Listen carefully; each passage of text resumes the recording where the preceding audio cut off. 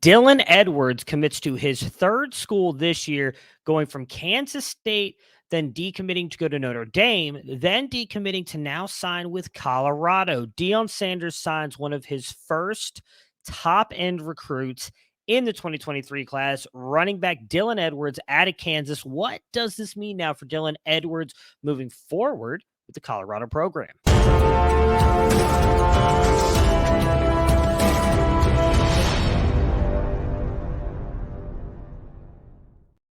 All right, so let's start with Dylan Edwards like we usually do, and he is listed at 5'8", 155 on threes database.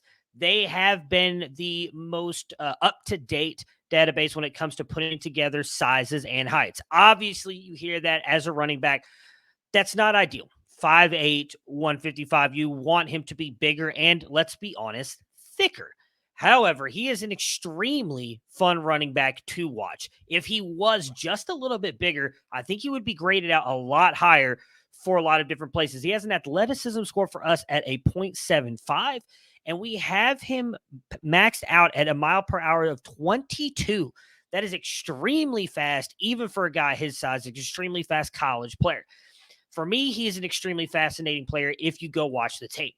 He has, as I just mentioned, some of the best speed and burst overall in this 2023 class, and he reaches maximum speed and can change directors and make defenders miss really without losing any speed. Like, he hits max speed quick, and when he uses his juke moves to try and make defenders miss, he doesn't really tend to lose much of that speed. He has a very dangerous spin moves that leaves defenders reeling and going in the opposite direction. I really believe elusiveness is kind of the name of Edwards' game. He is very elusive and just makes defenders miss. It really is fun to watch. He uses his ladder agility and multiple moves stringed together to make defenders miss in a phone booth. Now, he is small, but he can legitimately score from anywhere on the field. He has incredibly good hands as he was lined up outside and in the slot at times for his high school. Was extremely dangerous on special teams. I'm going to be curious to see where he ends up playing. I did mention he's out of Kansas. He plays at Derby, Kansas High School in Kansas. Going to be very interested to see what ends up happening with him. He is listed as a 4-star for On3 and is their RB16. He is listed as a 4-star running back as well for 24/7 Sports, listed as their running back 12. ESPN has him as a 4-star, listed as running back 8, and Rivals is by far the highest on him, listed at running back 3 overall in the class with a 4-star and 133rd national ranking. So he is very high up in this class for them. 156 for ESPN2. Those services obviously very high on him. Where do we have him ranked? So overall in the class, we have him ranked as RB87 and 87th player in the entire class, RB31, with an adjusted grade of a 68.9, an 0.689. Again, I think he's going to be a fun, fantastic player to watch. Kansas State really seemed like an ideal landing spot for him. For those of you who watch college football, know who Deuce Vaughn is. Felt like that's who they were replacing, as he likely goes on to the NFL either this year or next year. But as I mentioned, decommits goes to Notre Dame. I thought that was going to be a good spot for him as well. I'm going to be intrigued to see how he fits into Colorado.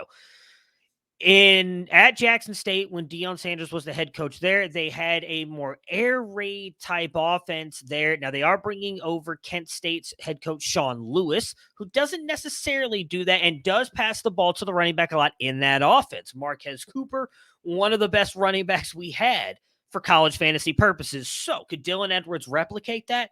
It's possible. We could see him catching a lot of passes. And as I just mentioned, once he gets in the field, he's going to get a lot of comparisons to Deuce Vaughn, let's just be honest, because of the size, his speed, elusiveness. But he could be that for a Colorado offense. It is going to be fun to watch right now. I imagine he's going to be in the rotation. Now we'll see who else Deion brings in. This is his first commit that he's really pulled in outside of a wide receiver in the 2024 class. Let's see if he flips anybody else. Early signing day is 11 days away from the recording of this video. We'll have full coverage of that. So make sure to check that out. Deuce Vaughn could be his upside, though. Dylan Edwards is going to be a fun back to watch. I really like the landing spot, if I'm being honest, at Colorado. If they use him the way Sean Lewis used Marcus Cooper, who was bigger, should point that out, didn't quite have the speed. that Dylan Edwards has. It's going to be fun to see what he can do at Colorado. Guys, if you like this kind of content, hit the like button, subscribe to the channel, make sure to turn on that bell icon so you don't miss a single video drop. We've done coaching hires, we've done recruiting flips, now we've done signings, and we will have a full day coverage of early signing day, giving you guys our thoughts on these players, where they match up, what it matters for the fantasy, what matters for depth charts. We'll have their miles per hour, everything you need to know from a fantasy perspective. We will have it covered here on this YouTube channel. So make sure to subscribe and hit that bell icon, guys. Thank you so much, and have everybody have yourselves a great day.